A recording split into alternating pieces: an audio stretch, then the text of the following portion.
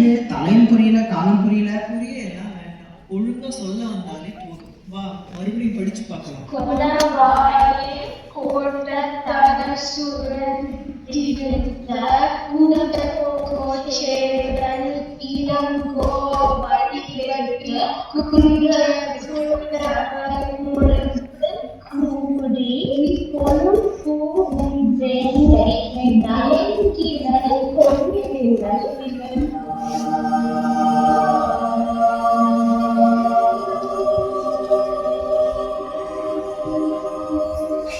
வளராதீர்கள், நான் தான் உடற்கோச்சேரல் இளங்கோ. நான் தான் இளங்கோவடிகள். நீங்கள் படித்தீர்கள்? இல்லை இல்லை, படிக்க முற்பட்டீர்களே. சிலப்பதிகாரம், அதை எழுதியது யாம் தான்.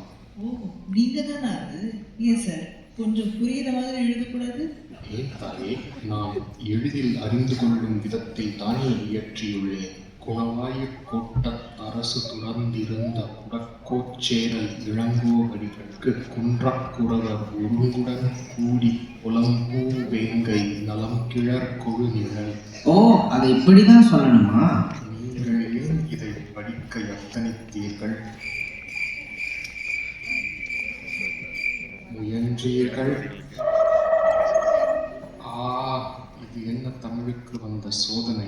கீழாய் தங்களுக்கு தெரிந்த மொழி என்ன? தமிழை தவிர இங்கிலீஷ்.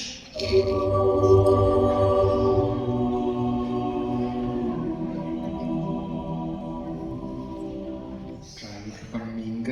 ஓ, அதுவா? டீச்சர் ஹோம்வொர்க் கொடுத்து இதை படிக்க சொன்னாங்க. ஓ, அப்படியா? சரி, நீங்கள் இந்த காவியத்தின் கதையையும் குறிக்கோளையும் அறிவீர்களா? ஏதோ கொஞ்சம். கோவலன் ஏதோ சீட்டிங் கேஸ்ல மாட்டிப்பான். அவனுக்கு கேபிட்டல் பனிஷ்மெண்ட். அவனோட ஒய்ஃப் கண்ணகி. அவன் டென்ஷன் ஆகி கோர்ட்டுக்கு போய் அவன் இன்னசென்ட் அப்படின்னு ப்ரூவ் பண்ணுவான். கிங் அப்செட் ஆகி ஆளை அவுட். மதுரை டிஸ்ட்ராய்ட். இதுதானே? ஆங்கிலத்தில் கூறினேன். சரி, இந்த காவியத்தை பற்றி நான் விரிவாக கூறுகிறேன், கேட்டுக்கொள்ளுங்கள். இந்த காவியத்தின் குறிக்கோள்கள் 3. அரசியல் பிழைத்தோர்க்கு அறம் கூற்றாகும். ஊழ்வினை உறுத்து வந்து ஊட்டும் உரைசால். புரியுற மாதிரி தமிழ்ல சொல்லுங்க. நாட்டை ஆள்றவங்க, அதாவது பாலிட்டிஷியன்ஸ், ஹானஸ்ட் அண்ட் டெடிகேட்டடாக இருக்கணும். Fat is powerful. டிவோட்டட் ஒய்ஃபாக இருந்தால் உலகம் ப்ரைஸ் பண்ணும். அவ்வளோதான். ஏன் சார், உலகம் பாராட்டணும்னு ஹஸ்பண்ட் சைடு எல்லாத்தையும் பொறுத்த முடியுமா? சரி, 3வது பாயிண்ட்டை விட்டுடலாம். இந்த காப்பியத்திற்கு தலைவன் அல்ல, தலைவிதான் உண்டு. அவள் பெயர் கண்ணகி. அவளது கணவன் தான் கோவலன். ஆமா, அது எங்களுக்கு தெரியுமே. கூறினீர்கள். பழக்கத்தில் வந்த தவறு. சொன்னீங்க. ஆனா கோவலனின் மனைவி கண்ணகி அப்படின்னு சொன்னீங்க. கண்ணகியின் கணவன் கோவலன் என்பதுதான் சார். இந்த கோவலன் புகார் நகரத்துல ஒரு வாணிகன். புகார்னா கம்ப்ளைண்ட் தானே? அதோ ஒரு ஊர் பேரை வச்சிருக்கீங்க. வாணிகன் அப்படின்னா என்ன? அந்த ஊரு பேரு காவிரி பூம்பட்டினம். காவிரி ஆறு, அதாவது ரிவர், கடலோட கலக்கிற இடத்துல இருக்கிறதால அந்த ஊரை ஷார்ட்டா புகார் அப்படின்னு சொன்னாங்க. அப்புறம் வாணிகன் அப்படின்னா பிஸ்னஸ்மேன். இப்போ இருக்கிற எலான் மஸ்க் மாதிரி ரொம்ப பணக்காரன். ஓ, அப்படியா? இல்லைமா சார், உங்களை மாதிரியே அவனும் இப்போ இங்கே வர முடியுமா? ட்ரை பண்ணுறேன். இளங்கோவடிகளே வணக்கம். என்ன ஏன் அழைத்தீர்கள்? இது என்ன இடம்? இந்த இடம் பர்னபி என்னும் நகரம். கோவலனே, குழப்பம் வேண்டாம். இது அமெரிக்க கண்டத்தில் உள்ள நகரம். நம் தமிழ் குலம் கடல் கண்டம் கடந்து வளர்ந்துள்ளது. நாம் இருப்பது 21ஆம் நூற்றாண்டு. ஓ, அருமை அருமை, நன்றாக உள்ளது. என்ன சார் இப்படி ட்ரெஸ் பண்ணியிருக்காரு? எலான் மஸ்க் மாதிரி அப்படின்னு சொன்னீங்க.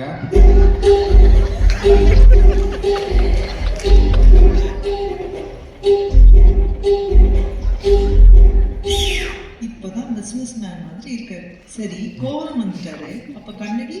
அதானே, வேர் இஸ் கண்ணகி? ஓ, நானும் 21st செஞ்சுரி ஆள் மாதிரி பேசுறேனே.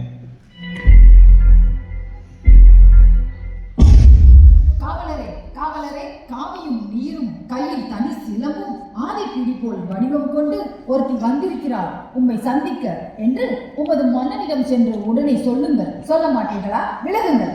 Wow, what what a beautiful hair. இதுல என்ன ஷாம்பு யூஸ் பண்றீங்க? ஷாம்பு எல்லாம் இல்லை, கருவேப்பிலை அண்ட் ஹைபிஸ்கஸ் ஆயில், அப்புறம் சீயக்காய். Only natural products. ஏன் அம்மா பொறுமை. கோவலன் இங்குதான் உள்ளான். அவனை நான் தான் இங்கு தருவித்தேன். அவனுக்கு எதுவும் நேரவில்லை. இளங்கோவடிகளே, எங்களை ஏன் இங்கு தெரிவித்தீர்கள்? அதுவா தாயே, இவர்கள் இருவரும் தமிழ் மாணவர்கள். சிலப்பதிகாரத்தை மிகவும் வருந்தி படித்துக் கொண்டிருந்தார்கள். ஆதலால் பார்க்க வந்தேன். கண்ணகி, அவர்கள் தமிழறியா பிள்ளைகள் அம்மா. கோவலனே, உனது துணைவியை அழைத்துச் சென்று உடை மாற்றிக் கொண்டு வரவும். சார், ஒரு இன்ஃபர்மேஷன், எங்களுக்கும் தமிழ் தெரியும். நீங்க பேசுற தமிழ் தான் எங்களுக்கு புரியல. ரொம்ப தான் கலாய்க்கிறீங்க. நாம் மேற்கொண்டு கதையை பார்க்கலாம். கோவலன் ஒரு பிசினஸ் மேன். அவன் இருந்த புகார் நகரத்திற்கு ஒரு டிராமா ட்ரூப் வந்து இருந்தது. அதில் இருந்த ஒரு ஆக்ட்ரஸை கோவலனுக்கு ரொம்ப பிடிச்சு போச்சு. அதனால அவள் பின்னாடி போய் அவளோட குடும்பம் நடத்தி ஒரு பெண் குழந்தையை கூட பெற்றான். ஏன் சார், இந்த ட்ராமா எங்களோட மெகா சீரியல் மாதிரி இருக்குமா? ட்ராமா செட் எப்படி இருக்கும்? நீங்களும் டைலாகுக்கு டைலாக் சுற்றி 4 லேடிஸை நிற்க வச்சு ரியாக்ஷன் காமிக்க வைப்பீங்களா? எங்கள் காலத்தில் எல்லாம் மேடை நாடகம் தான். அதாவது ஸ்டேஜ் ட்ராமா, டேக் ரீடேக் எல்லாம் கிடையாது. எனிவே, அது அப்படி இல்லை. கொல்லன்னா கோல்ட் ஸ்மித் அப்படின்னா தெரியும் தானே? கொல்லன் கிட்ட போய் காமிக்கிறேன். அந்த கொல்லன் ஃப்ராட். இது சூப்பர் சிலம்பு ராணி கிட்ட இருக்க வேண்டியது. நான் போய் சொல்லிட்டு வரேன் அப்படின்னு போனான். என்னோட விதி, நானும் அதையே நம்பி அவனுக்காக அங்கே வெயிட் பண்ணேன். இதுக்குதான் சார் எங்களை மாதிரி எதுவாக இருந்தாலும் FB மார்க்கெட்ல சில ப்ரைஸில் போடணும். வெரிஃபைட் கஸ்டமர்ஸ் இருப்பாங்க. இப்படி போய் ஒரு ஃப்ராட் கிட்ட ஏமாறாங்க. FBயா? யார் அவன்? கிரேட் லிஸ்டா? யார் அவன்? ஹலோ மிஸ்டர் கோவலன், அது என்ன எல்லாம் அவள், ஏன் அவன் அப்படின்னு சொல்லுங்களேன். கோவலனே, அமைதி காக்கவும். அந்த ஃப்ராட் கோல்ட் ஸ்மித் இருக்கானே, முன்னாடியே ராணியோட சிலம்ப அவன் திருடியும். ஸோ இதுதான் எஸ்கேப் ஆக ஒரு நல்ல சான்ஸ் அப்படின்னு நேராக பாண்டிய மன்னன் கோர்ட்டுக்கு போய் ராணியோட சிலம்ப திருடினவன் இப்போ வந்திருக்கான், என்னோட கடையில் தான் இருக்கான் அப்படின்னு சொல்கிறான். உடனே அந்த மன்னவன் சிறிதும் அரசனுக்கு தெரியாமல், நீதிமுறை அறியாமல் தன் காவலர்களிடம், அம்மா கண்ணகி பொறுமை. அந்த பாண்டியன் கிங் தன்னோட காவலர்கள் கிட்ட, அதாவது போலீஸ் ஃபோர்ஸ், கோவலனோட தலையை வெட்ட சொல்கிறான். அதாவது டிகாபிடேஷன். விதி விளையாடும் போது அறிவு வேலை செய்யும். This is not fair. Innocent until proven guilty. உங்க மன்னர்கள் எல்லாம் இப்படி தான் தப்பா ரூல் பண்ணாங்களா? Where is democracy? ஐயா, இது என்ன டெமோக்ரசி? இவர்களது தமிழ் மாதிரி புதுவிதமான அரிசியா? இது என்ன கொடுமை. மத்தளத்திற்கு இரு பக்கமும் இடி என்பது போல இருக்கிறதே. கண்ணகி, அவர்கள் கூறுவது டெமோக்ரசி, அதாவது மக்களாட்சி முறை. ஆஹா, என்ன அருமையான கருத்து. அதை நாம் ஏன் செய்யவில்லை ஐயா? அதை நாம் பிறகு பேசிக்கொள்ளலாம் அம்மா. இவர்களுக்கு நான் முதலில் காவியத்தின் கதையை முடிக்கிறேன். நாம எங்க விட்டோம்? அந்த கிங் நல்லவர் தான். ஆனால் விதி யாரை விட்டது? அவருக்கு நேரம் சரியில்லை. அதனால யோசிக்காம இப்படி சொல்லிட்டாரு. காவலர்களும் கரெக்டா போய் சொன்ன வேலையை முடிச்சிட்டாங்க. எங்க சிஸ்டம் தான் பெட்டர். ஜூரி எல்லாம் வச்சு எவ்வளவு சூப்பரா நாங்க எல்லாமே பண்றோம். ஜூரியா? அது யார்? என் கணவனை கொன்ற கல்வன் அவன் தானோ? ஓ அதுவா?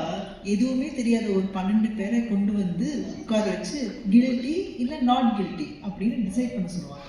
அதுதான் ஜூரி சிஸ்டம். கோவலன் திரும்ப வரலைன்ன உடனே கண்ணகி அவனை தேடி போனான். அப்போ நடந்தது என்ன அப்படின்னு தெரிஞ்சுக்கிறான். உடனே கோபம் பொங்க அரசவைக்கு போறான். அரசவை அப்படின்னா ராயல் கோர்ட். அரசு கூட்டல் அவை. சார் ப்ளீஸ், எங்க டீச்சர் ஆல்ரெடி இதெல்லாம் சொல்லி டார்ச்சர் பண்றாங்க. நீங்களும் ஸ்டார்ட் பண்ணாதீங்க. ராயல் கோர்ட் போறா நெக்ஸ்ட் என்ன? அங்க போய் தன் கணவன் குற்றமற்றான், அதாவது நாட் கில்ட்டி அப்படின்னு நிரூபிக்கிறான். எப்படின்னா அவளோட இன்னொரு சிலம்ப போட்டு உடைக்கிறான். அதுல இருக்கிறது மாணிக்க பரல்கள். மாணிக்கம் அப்படின்னா என்ன? எங்க அப்பா மாணிக் பாஷா தான் சொல்லியிருக்காரு. கூடவே ஏதோ பரல் அப்படின்னு சொன்னீங்களே, அது என்ன? ஒருவேளை பல்ல தான் அப்படி சொன்னீங்களோ? What? Manikam is a precious stone, you see. Rubies, pearl. Ilango, அதை நீங்களே சொல்லுங்க. பரல்னா கிராவல், பெபிள் சைஸ்ல இருக்கிற ஸ்மால் ஸ்டோன்ஸ். ராணியோட ஒரு சிலம்பை மன்னன் எடுத்து உடைக்க அதுல இருந்தது முத்து, அதாவது பேர்ல் பரல்கள். அட, ஏன் அம்மா அது சொல்லுவாங்க. தில்லானா தில்லானா பாட்டு வருமே. என்ன சார், நீங்களும் ரஜினி ஃபேன் போல இருக்கு. தில்லானா ரஜினி அடிகளாரே, எனக்கு தலையே சுற்றும் போல இருக்கிறது. இவர்கள் என்ன பேசுகிறார்கள்? இனிமேல் நோ கிராஸ் கொஸ்டின்ஸ். சொல்லுவதை கேட்டுக்கொள்ளுங்கள்.